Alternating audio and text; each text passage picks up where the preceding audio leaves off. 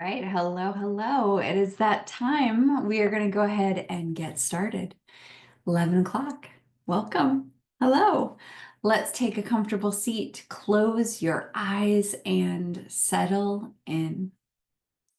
Take a big, deep breath in through your nose. Sigh it out. Another big, full breath in and release. Take a moment to arrive in your body, noticing just energetically what you're feeling.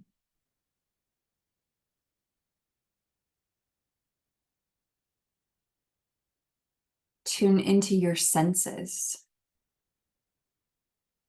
noticing the temperature and texture of air on your skin.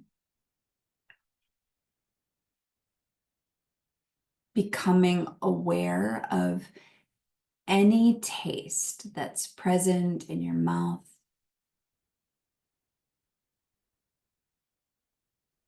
Noticing the smells that are coming to you.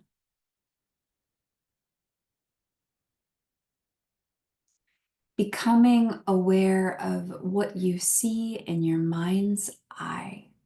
Lights, colors, shapes. Noticing the sounds around you. The sounds inside of the room or the space you're in. And then the secondary sounds coming in outside of that room or space that you're in.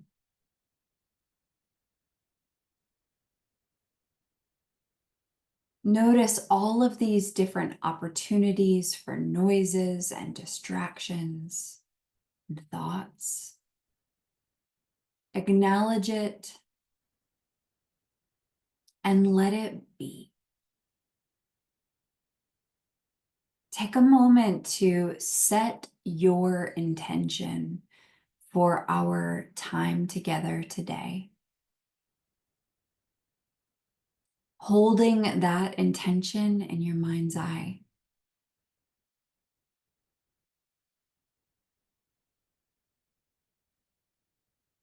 And then let it go.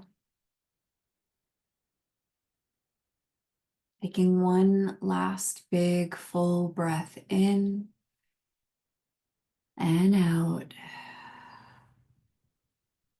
And when you're ready, opening your eyes, coming back to this place from wherever it is that you just went. I'm so happy to see your faces this morning.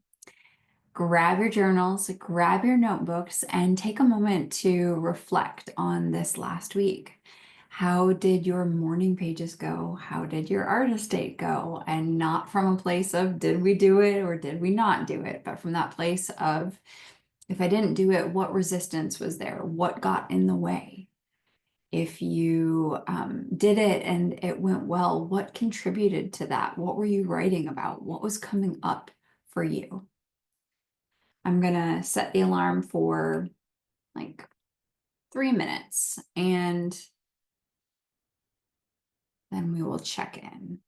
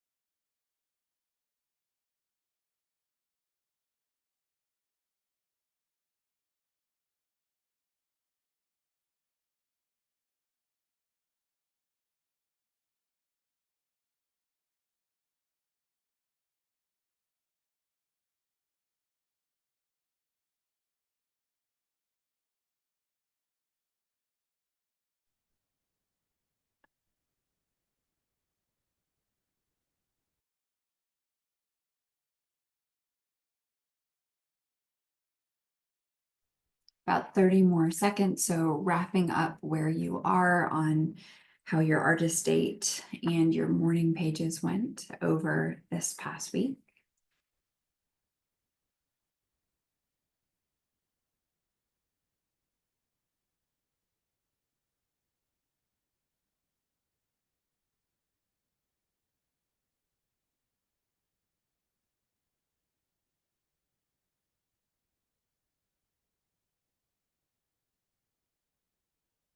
All right. T, will you give us an update first?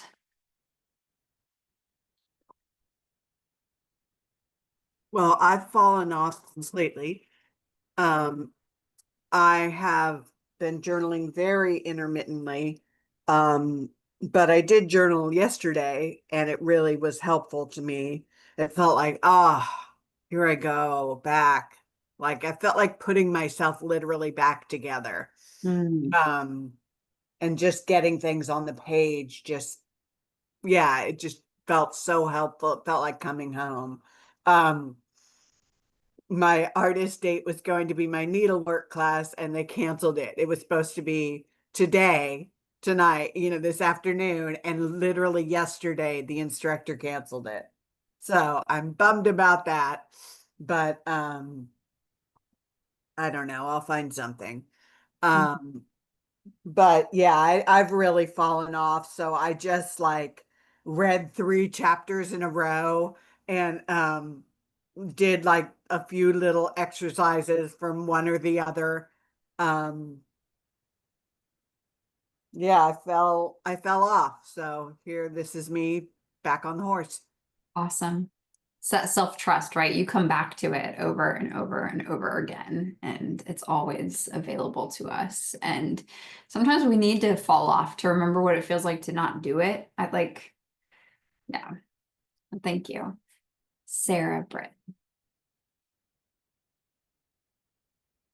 I have actually managed to move my morning pages to the morning. I am just doing them like literally laying in bed with the toddler still like laying on me. And sometimes she's awake and sometimes she's not, but I just tell her that it's like quiet time still. So that's been fun because I find it to be sort of like really grounding into myself in the day instead of just like alarm rings, jump up, go, go, go. Mhm. So that's been nice. And then for artist dates, I was actually traveling for work this weekend. So it was an opportunity to have a lot of solo time and have a lot of like new experiences or even time out in nature, which always fills my particular well. So that was fun. That's great. Thank you. Kelly, how about you?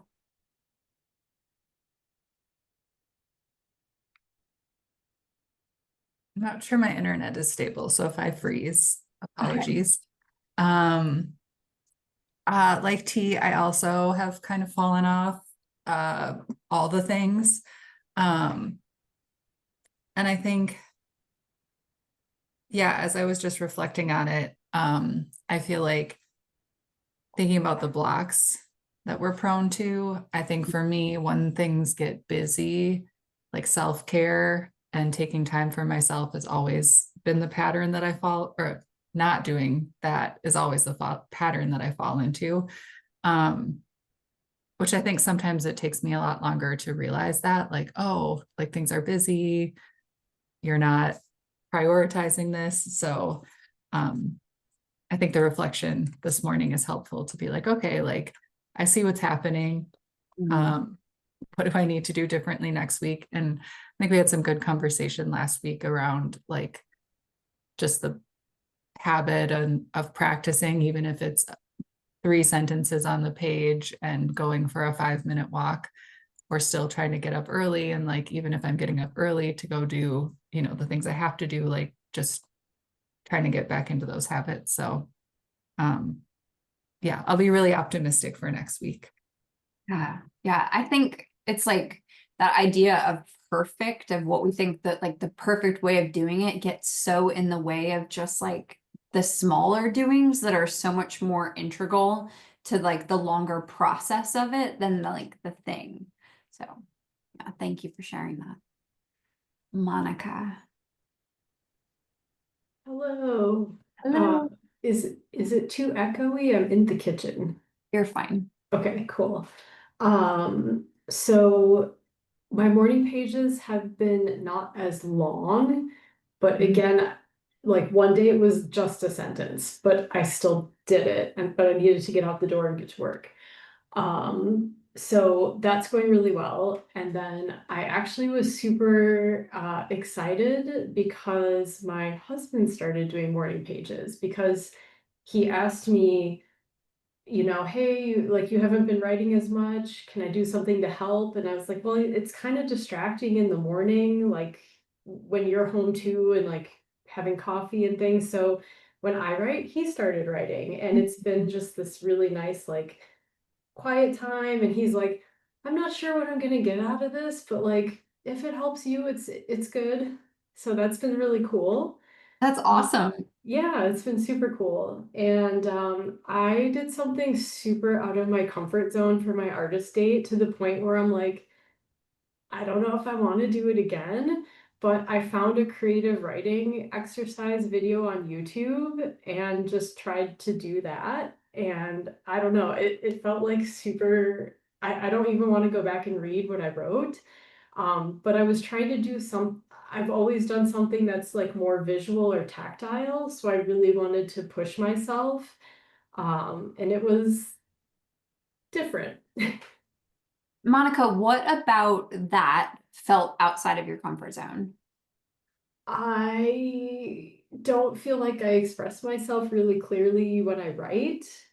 And it was really hard for me to imagine things and then put them into words. I feel like I can imagine something and turn it into an image, but to do it with words was really foreign for me. Mm-hmm. But it was different, so that was good. Yeah, no, that's great. And whenever I play with a different medium, like it doesn't matter if it's like watercolor to acrylic or watercolor to mixed media or writing or whatever, I feel like all of those things end up like there's a purpose and it like built the layers seem to build on top of each other and begin to influence each other in this really profound way typically. um and sometimes you don't see it's not like a right away seeing it, it's like a year later you're like, oh yeah, that thing that I did led to that other thing that I did that. And it's always the outside the comfort zone things that have the biggest impact, I think. So Cool. thank you for sharing that. Dwinelva, how about you? Hi. Hey, Alicia. I didn't know you were going to be here. So excited. So good to see you. So glad to be back. I'm almost finished with your first part of your part one Oh, YouTube. It's awesome. So artists, the morning pages for me are just they're a lifesaver. So I will say they're a lifesaver. It's just easy for me. mhm. I had one day that I was out of town, so that was one day I allowed myself a few lines, just say I'm out of town, da da da, da, but that was fine. Um, My artist date has gotten thrown. I didn't do an artist date, gotten thrown off a little bit. I've got an unexpected knee injury it's kind of thrown me for a loop in my head. So I'm a little distracted with that, with some health stuff. So I didn't really do any artist dates, but the discussion around writing versus painting, that's intriguing because writing's easy for me, Monica. That's just like my natural. So I would feel the different, like the art, doing something artistic would feel like, so it makes me think maybe I'm gonna just try that. I'm just gonna try it. So that's gonna be my next artist date. I'm gonna come up with something tactile to do. I love this. Okay, take a moment, grab your journal, and think about the reading from week 10, the chapter Recovering a Sense of Self-Protection. And she talks in this about the dangers of the trail and workaholism and drought and fame and competition. So just look through, notice what you noted, note what stood out to you. Just take a moment to kind of go through that. I'm gonna give us about a minute or so to kind of look back through that. So look back through that, and then we'll discuss.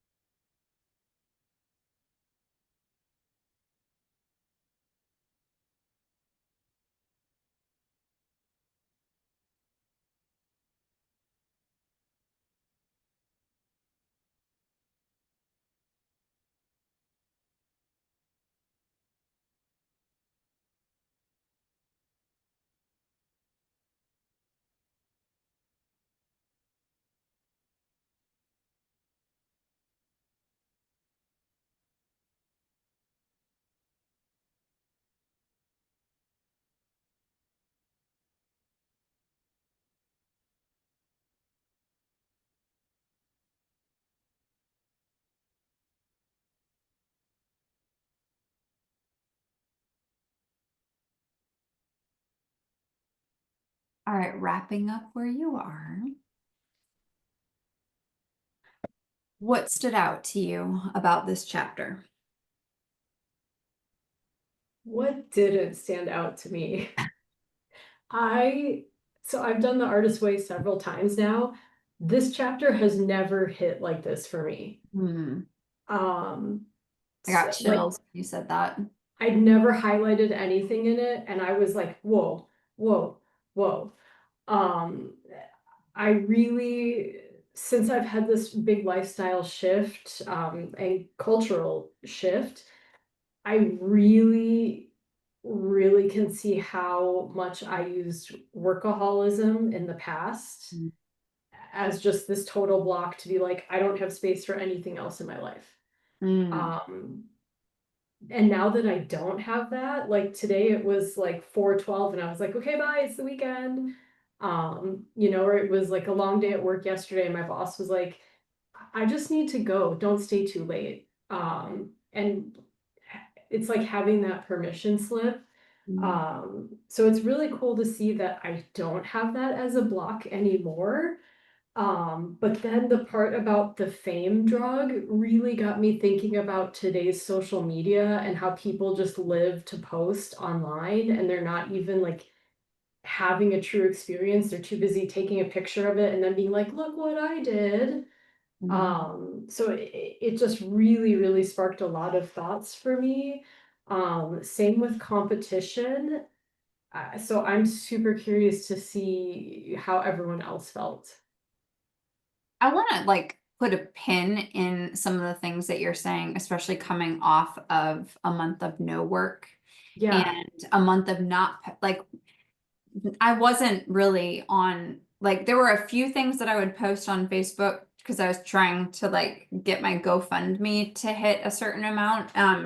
But like I was really not on, and as someone who has felt like I needed to be on that treadmill for a really long time, it was super interesting. There were a lot of creative things that I was doing in this time away, especially during the fast itself, that had nothing to do with any type of monetary gain. Like I was gardening, like I used like really intensely, like I haven't gardened in years. And I was I was baking a ton of sourdough bread and that felt super creative, like back like I had done during the pandemic, just like a plethora of baking and like getting to be a little fairy around my neighborhood, dropping that bread off so I wouldn't be tempted to eat it. And like, all of those things. And I would take pictures of it, but I was taking those pictures in a very different way because it was for me. It wasn't for anyone else.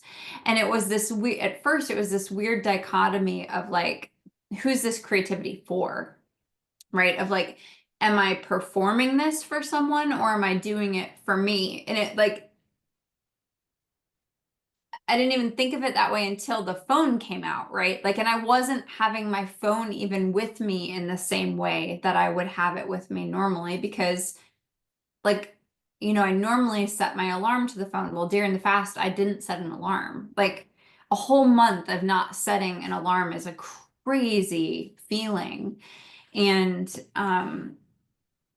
but I still got up before 5 most days. So it's like a really interesting, like my natural rhythm is like an 8:30 to 4:45 a.m. type of get up. And it's not, who is our creativity for is a really interesting question. And this didn't feel like an authentic thing to me to do. But I have an energy healer that I was working with right before before like I couldn't go anywhere, so we were working right up to the fast, and then I paused working with her for a couple of weeks, did remote work with a shaman, and then stopped after that. And her name's Sky Bradshaw. She's really incredible, and she suggested to me, we were kind of talking about like the creativity piece and like, should I paint during this time that I'm fasting? And again, this didn't feel authentic, but it's a really it was an interesting thing. She said, well, what if you painted a collection that nobody's going to see for at least a year? And I was like, I don't want to do that. My creativity is to share. I do just feel very strongly that like most of my creativity is to share, but like I got what she was saying. Like think about Hilma af Klint, right? The artist who requested that her stuff not be shown for like 50 years after her death, something crazy like that, where it's like sometimes the creativity is just for us. And I do think that there's something wonderful about sharing our creativity, but it's not for all of us to do, and it's not for all of our pieces, and it's not for all of the time. And that can be such an interesting dynamic too of like, are we performing this creativity, or is this creativity like this authentic thing that is coming outside of ourselves and like feels only right to share with other people? Like that's an interesting piece of it. Any thoughts there, Monica? Like, is that at all what you were thinking? Yeah, it really made me pause and have a minute to say, like, who would I share this to? Like, why am I doing this? And I did even find myself like stepping back a bit from social media. Um, but even just in sharing like little sketches and things that I would do, I'm really feeling like, okay, this really is just for me right now. And like we talked about last week, like we're just practicing. I don't need any kind of affirmation from anyone else. And that I don't need that validation. And so that's been really interesting. It's still something that I think I need to reflect on more. So I wrote down, you said, who is our creativity for? Um, so yeah, we'll be curious to keep thinking about that. Yeah, thank you. T, I saw your hand go up. It's interesting in this reading, I'd never really thought about the fame part, like the fame or competition part, because being famous seems like, like people would, I can't handle that. But when it's put like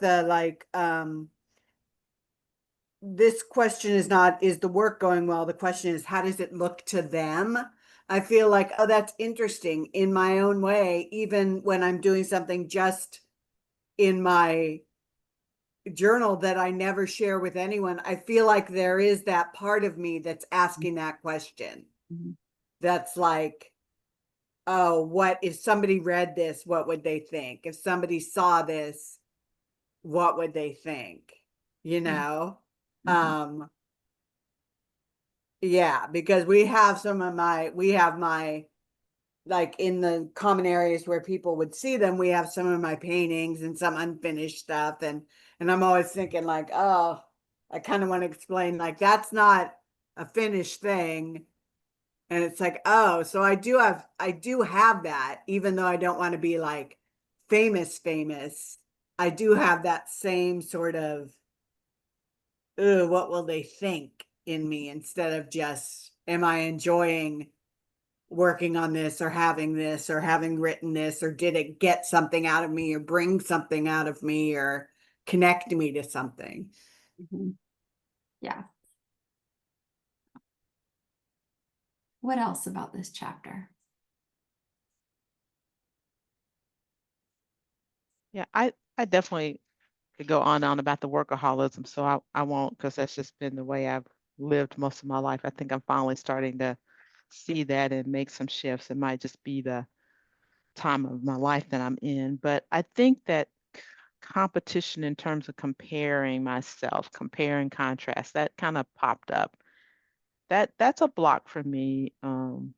Always kind of comparing myself to others, and if I think about I want to do something, can I do it in the same way or a different way? I mean, that gets me a little stuck, right? And I think it goes back to me trying to be comfortable with my own truth, and I don't always know that. I don't always know what's inside. Alicia, you said something about that in your video earlier. It's sort of like that inner knowing. I get a little stuck there. I don't all, and so that's just going to require just more and more for me to do more meditation and writing or whatever that looks like to get there. But it's like I know inside a lot of things that I want to do and that are important, but it's hard for me to take that leap. That's my block, right? Trusting myself. I think that's most of our blocks, right? Like, I do think most of us actually know our inner knowing. And I think what happens is what our inner knowing is asking us to do is terrifying. Yeah. Like it's uncomfortable. Yeah.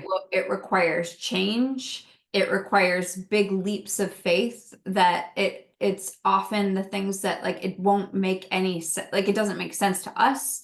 And we know if it doesn't make sense to us, how is it going to make sense to other people? And we're going to be judged. And like, so I don't, oftentimes I don't even think that it's that we don't know what our inner knowing is. We don't want to know what our inner knowing is, because our inner knowing I think is always there. And then we get more comfortable with like pushing it aside and we think that we don't know. Yeah. But I think we actually most of the time do know. It just doesn't make any logical sense. And so it's hard to follow that truth. Right. And it is so uncomfortable. So Yeah. comfortable. Yeah. Yeah. Along those lines, I had underlined on page 165, the like part where it says unblocked, we may be something much more threatening, happy. For most of us, happy is terrifying, unfamiliar, out of control, too risky. And sort of the idea on the previous page where she's talking about like, it's not that any of these things are bad, right? Food, work, sex, it's all fine. It's the abuse of them. Yes. And I feel like I even do that with like role as a mother. There are Mm. different things in my life that are good. It's a good thing, so I can like justify it, but it's the abuse of it. Sarah, if you want to go deeper into tell me what page that quote is on again. It's 164. There's a paragraph near the bottom that starts, now note carefully. Yep. And then on 165, it's also near the bottom where it's talking about blocking is essentially an issue of faith. Yeah. So like that uncomfortable with happiness piece of things, if you want to go deeper into that, and you've probably heard me talk about this before, but the book, The Big Leap by Gay Hendricks is incredible because what he talks about is how we all have this happiness set point. And we have been evolved over the years to be really comfortable with the uncomfortable because our brain needs to help us know when to be alert for the danger or whatever it is. But we haven't evolved yet to be comfortable with the happiness and the joy. And so when you get above that happiness set point, that's when you self-sabotage. And you can see it with like so many people who get to this, what looks like a career peak or whatnot, and then they do something like it really, we see it really big in like major limelights, right? You see like the Miley Cyrus going crazy, or like, or the people going into the alcoholism or whatever, because they've reached that happiness set point and they have to blow it up because they've gone above it and it's so uncomfortable to like be in the place, like to expand our happiness at point. And he does give stuff that you can do around that, and just really just being aware of it is a big first thing. It's like being aware that like, oh, I'm happy here, and like, all right, so am I going to sabotage now, or am I going to stay in this? Am I going to expand this? Am I going to grow this? Like, those are really important things to be aware of. What else about this chapter? I had also highlighted some sections in here, and along that same lines, I had kind of wrote along the sidelines, if we're really happy, then we have something really big to lose. And so I think, yeah, maybe that's where the sabotaging comes in, because it's like, well, if I just get to this level and then you self-sabotage, you only have so far to fall. But like, if it was an unlimited happiness, like think of how big that would be. And then to lose that, I think would just be like devastating. So maybe we just feel like the smaller loss is easier or something.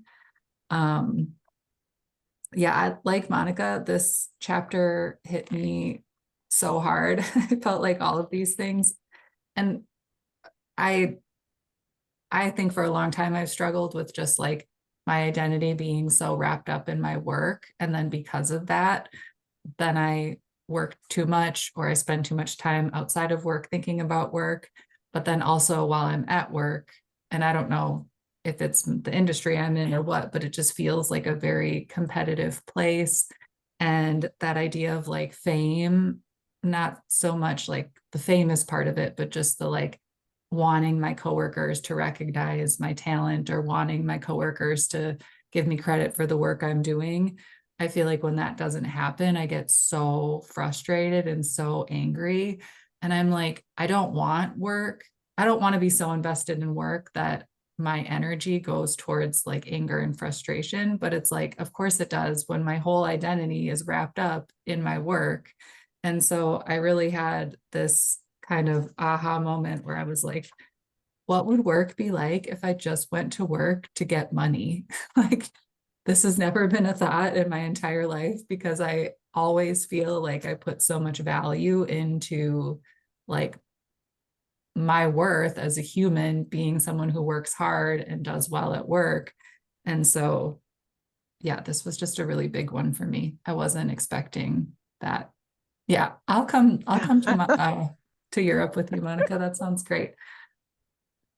Kelly, this is so relatable. And I had a huge epiphany myself, like during my fast on this. So in the second week of my fast, I had a tremendous amount of energy, like an outsized proportional amount of energy compared to how much energy I've had in the past, period. Like it was next level good amount of energy. And I think a couple things contributed to that.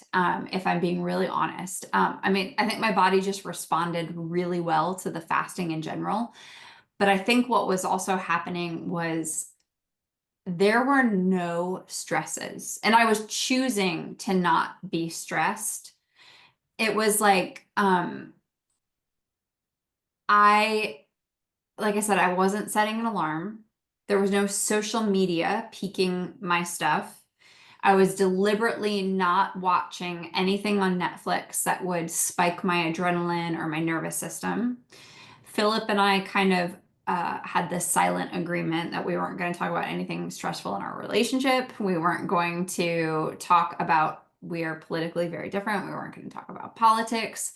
I had to remove myself from watching everything politically that was happening, not because I don't want to be aware, but because I can't do that right now.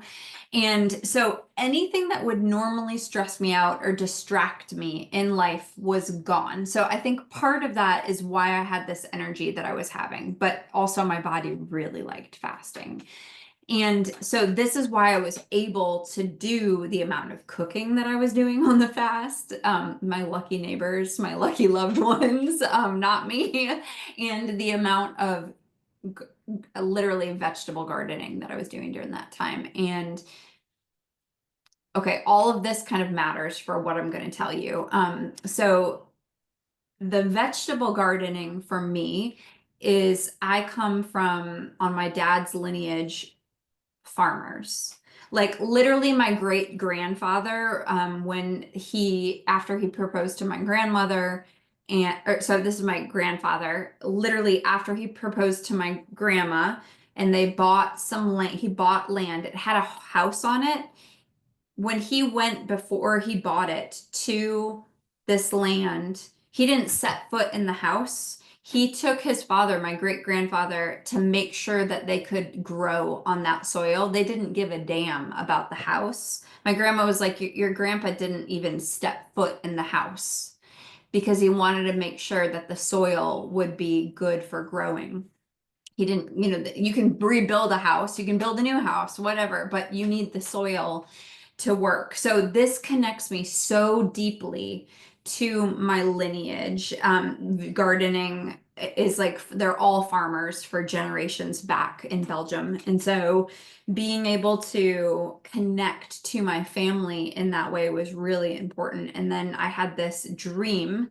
I had multiple dreams during my fast that were really poignant around my ancestors. But one was my dad's brother had passed away maybe a year or two before my father passed away. And I was close to him, but not super close.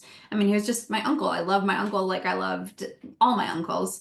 But in the dream, I ran into a cousin and he was like, have you seen Uncle Dave? He's still alive. And I'm like, what are you talking about? Like, we all were at his funeral. You were at his funeral. He was like, he was just in a coma. They needed us to believe he was dead. And I'm like, what are you talking about? And then next thing I know, my Uncle Dave like walks around the corner and comes to give me a hug. And I felt like, yeah, it was my uncle. I do feel like, yes, my Uncle David was coming to give me a hug, but it felt like it was so much bigger. It felt like the whole Wilford side of the family was like behind me. So this week, earlier in the week, I'd had that dream of my ancestors like sharing that with me. And then I had a very similar dream about my mom's side, two of her great aunts coming to give me a hug and tell me that they love me. And it felt like the same thing. So I felt like I had both sides saying, yeah, we're here with you in this. But in that particular experience of gardening, I had one day where I physically exhausted myself, like way too, I way overdid it, first of all, for what I was doing. And at the end of this day that I'd physically exhausted myself but like feeling very connected, like very filled up emotionally and spiritually, this thought came to me that felt so poignant of like, the only person who needs to validate my worth is me. Like it was just such a strong message that came through because I've been on this treadmill where unconsciously I know I'm trying to validate myself through my work. And that's not how I need to do this. That's not even showing up with the right energy for all of you, right? Like that's not even showing up for the right energy for my clients, my community, myself, everyone. And so then the next day with that thought in my head, I started journaling about like, all right, so if I'm the only one that needs to validate my self-worth, like what does validating my self-worth actually look like and mean? Like what are the things that a woman who already knows she's worthy, what does she do? How does she walk in the world? Like what does that truly look like? And some are the things that I already talk about, right? And it's more of like rooting deeper into what I already talk about, like the making choices and decisions based truly on core values, but like taking that to the next level, like really taking that to the next level, or like honoring and prioritizing things that not only put me in touch with my intuition, but then making decisions based on those crazy messages that I don't want to like that are coming through that I don't want to address, like really like making choices that don't make any sense to anybody else but like come from that inner knowing. And then like ease I think is a really big one for me of like being a hard worker and stuff like that is how I have identified. And while that was fine for one version of my life, it is not fine going forward. And, you know, like my worth doesn't depend on how hard I can work. And while I've learned that before, there's a new knowing around that. And so truly making, like, this is all about making hard choices. Like what this whole chapter is about is like making the tough choices. And it's very tied to like our worthiness and our work are not like they're different things, and our worthiness comes from an intrinsic place, and choices where we are intrinsically choosing ourselves and our authenticity. And you know, I got really into the nitty gritty of like, okay, trust, like a person who is worthy, like trust the universe, trust that the God is going to provide, like trust that the universe is going to provide. Doesn't mean that we don't work. It doesn't mean that we don't like put ourselves out there, but we do have trust that like everything is working out. We have faith, things like that. So, you know, that is a big one. The work and the identity. I mean, I think a huge part for me of like the last 30 days has been about trying to answer the question of who am I? Who am I? Who am I for me? Not who am I for out there, but who am I? How do I want to show up in the world? Like, how do I want, what does being look like to me? Like, truly being, not doing, but being. And that, like, it just coincides so well with this chapter. Yeah. All right. What else about this chapter, guys, gals, people, gents?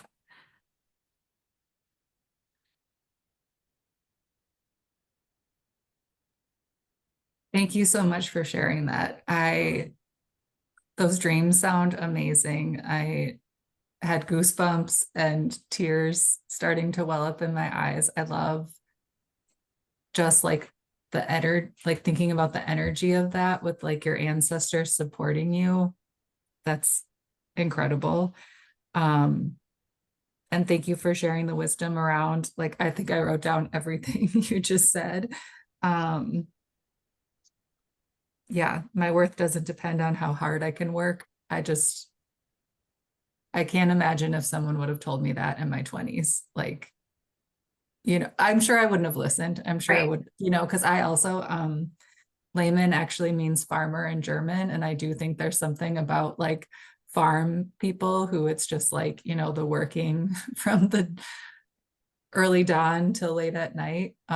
It's just part of like kind of the culture that's been passed down. But yeah, that was really beautiful. Thank you for sharing. But you know, it's like we've all, I think, in what we've taken, if we've got farming in our ancestry, right? We've taken that we're hard workers, most of us, as being who we are, forgetting that the way our ancestors did that, yeah, you work hard in the summer, sun up to sundown. Yeah, you might be loading trucks to go to market in the middle of the night, but you're resting in the winter. Truly resting in the winter. Like you've put in the work so that you are literally wintering in the winter along with your crops and your fields. You're not working in the winter, like in the same way that you would be working, right? And it's not that there's not stuff to do and work to be done, but it's like a much slower pace. It's like the fixing the tractors. It's like the cleaning out the greenhouse. Like all of that stuff doesn't have to happen at the breakneck pace that it's been happening at. And it's interesting just how much creativity can come through when you don't fill every second with things like trying to be productive, you know. And it feels so counterintuitive in some ways, but you know, it's really it's important. I mean, even I actually mostly did not paint during the fast as well. I decided at first I was like, I'll do a healing collection, and then I was like, oh, Alicia. I was like, no, you won't. You're like, that's not the point of this. You can do that after you're done with the fast, but like, go sit down. You go. And I'm now just I finally got back in my studio yesterday, and I'm itching to be back in the studio, and yet stuff's not flowing yet. And like being okay with that as a part of the process of like, okay, yeah, make some ugly art. Like I put some paint on canvas. It looks like crap. I'll put another layer on. Maybe it'll turn into something nice. Maybe it won't. I don't care. Like that making ugly art I've learned is part of the process, and that's okay. And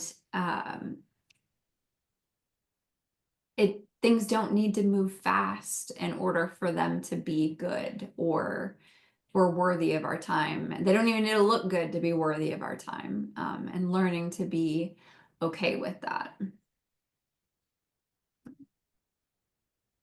This whole discussion about farming and blah, blah, everything you just said made me think about my grandmom. So she lived to be 104 and was never in the hospital a single day in her life. The only day she ever went to the hospital was the day she died because she just died. But anyway, but yeah, they farmed, right? Like they farmed, they ate off the land and all that. But in the winter, she quilted. Mm. So I just, that image came to me like, yeah, when it was cold, everything, they weren't out farming and all that. She quilted by the Yeah. fire, just quilting. So yeah, I think our ancestors and how we grew up, I've gotten away from that, but they really taught us how to live in so many different ways. Yeah, they absolutely did. Yeah, my Yep. grandma did a ton of crafting in the Yeah. winter Yeah. as well, Yeah. and Afghans and whatnot. Yeah. Mm. Was there a hand? Did I just miss it? Yes, Monica. Yeah, I was just gonna say it's really interesting to think about what you said of like you weren't painting. And it's interesting to think about the difference between going back to farming, a drought versus a fallow state. So I don't know if everyone knows a fallow state is when you take a field, like say it normally grows, grew up on a farm, say it normally grows corn. Well, it's taking so much nitrogen out of the ground that you can only have it grow corn for maybe like 3 seasons, and then you purposely don't grow anything for a season or two, or you grow soybeans, or you grow something different that takes different nutrients out to help things find a balance. And like you said, it's not necessarily that you had a drought. It's not like art wasn't coming. You were taking this break on purpose, and things haven't started to flow yet, but they're coming. And I think that's a really interesting comparison between droughts, things aren't coming, and taking a pause on purpose to then let things flow once you've kind of built things up inside a little bit. I mean, I think that's the perfect metaphor, because what I did is, instead of the crop of painting, I have a vegetable crop, I have a baking crop, I've got my sourdough crop, and it's like there's a time and a place for everything. But like nitrogen needs to be put back into the soil, like you said. Different nutrients need to be put back in the soil. I need to like get rid of the mealy bugs that hadn't been creeping in. Like you gotta move it around.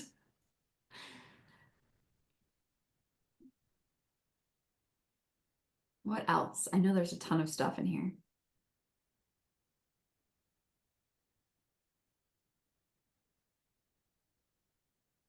I really like the task of the touchstones. Mm. That was just really fun, and it also brings back another way to see things every day. Now my commute is I walk 25 minutes to work, and I really take time. I've made the choice since we started doing this that I am either just listening to music, just listening to this audiobook, or no headphones, and I'm really observing what's going on around me. So I feel like it's a nice way to have, especially like I've been super homesick lately. I don't even eat meat, and I'm like, man, I'd kill someone for a hot dog right now. I just want like a hot dog. with Hot dog? mustard. Oh my God. That's what you're craving? And a mango smoothie bowl with granola and peanut butter on top, because smoothies aren't a thing here. Like people don't, they just don't, they're like, what? But So I the, need the to send you a touchstone list was blender. really, what's that? I need to send you a blender is what you're saying. No, I just need to come visit for like a week. But the touchstones was a nice way to say it's ways that I can soothe and comfort myself, and even just remember like, oh yeah, these little things can be so inspiring, and just find a moment in the day that even is like brings back a fun memory. And it actually, one of the songs I was listening to is this older, I mean it's older now, Italian song, and the whole song is about, it's called Io Canto, which is I sing, and she's just it's basically like a list of touchstones. And I was walking to work and I was like, this is so beautiful, oh my gosh. But she's listing things like the smell of coffee in the kitchen in the morning, the imprint of my head on the pillow in the morning, like tree branches that entwine. It sounds so much better in Italian. This is a very poor translation. Like entwined tree branches and looking through them to look at the sky. An old man walking all by himself. I was like, ah. So I really liked making that list of the touchstones, and I actually been kind of like adding things to it as I go throughout my week. That's awesome. I love that. Thank you so much for sharing. What else from this chapter?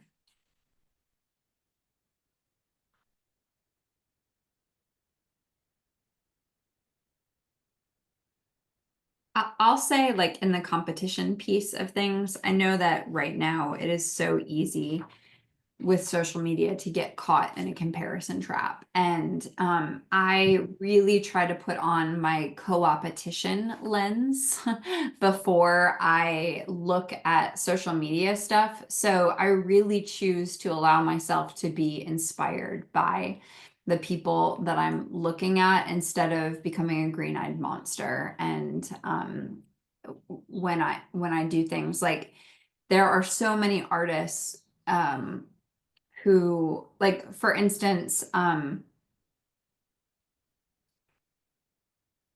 golly, now I'm blanking on her name. It will come to me. I'm gonna have to like put it in the thing. There's this one artist who I learned, she does like the live wedding painting. She does like really incredible work. She's mainly in oil, but she's artist. She's just this incredible artist, and I love her Instagram. I am endlessly inspired by her work. And she has recently, she started stitching into her canvases, like 3 or 4 stitches of like embroidery floss. And I just thought that was one of the coolest things I'd ever seen. It just seemed like revolutionary to me. I don't know that it is revolutionary. I think those types of things have happened in a lot of different artists' work over the years, but seeing that, and then right after I was seeing her do that, I saw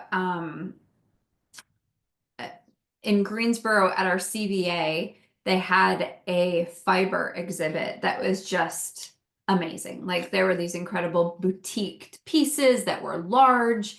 There were quilts, there were mixed medias. My energy worker, Sky Bradshaw, who I was talking about working with, she does sequence art. So she does these huge pieces entirely with sequence. Like, she's stitching sequence, and it's like, it's mind-blowing. It hasn't always been my thing, but she's had some really cool pieces. She does a lot of portraiture through sequence, and she had these big pieces that were incredible. And so having those influences, which we could see as competition or we could see as inspiration, I chose to see as inspiration. And I knew when I did my work on my latest residency at Greenhill that part of what I wanted to explore would be bringing in some of that stitching into my mixed media pieces. And so I chose to see that as co-opetition, like these things that I thought were so cool, like I could just be jealous that it's not mine or think I'm not good enough, or instead I was like, well, what if I experiment with that too? What if I play with that too? And what does that look like? How would I make that mine? And so if you start feeling those feelings, start thinking about like, well, what is it about this that I'm curious about, right? So use it as like, if you're going to choose to be on social media and you're going to be like choosing to like you feel those feelings come up, I would encourage you to reframe that as like a really an interesting place to get curious of like, how can this make me better? How can this help push me to explore something in my own work? How can I use this to benefit my own creativity? All right. Any final thoughts before we wrap up?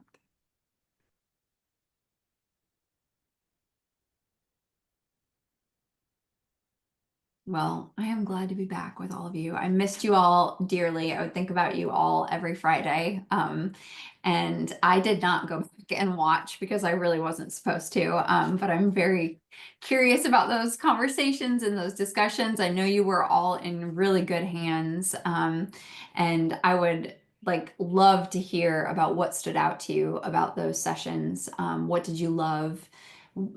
If there was anything that you didn't love, you can send that to me as well. But I'm just really curious because I think that what I would like to do going forward in my work is kind of bring in more guest facilitators because I think it probably really enriched the experience in a good way. So I'd love to hear about what you liked about that, what you want to see more of, what did that spark for you during that time?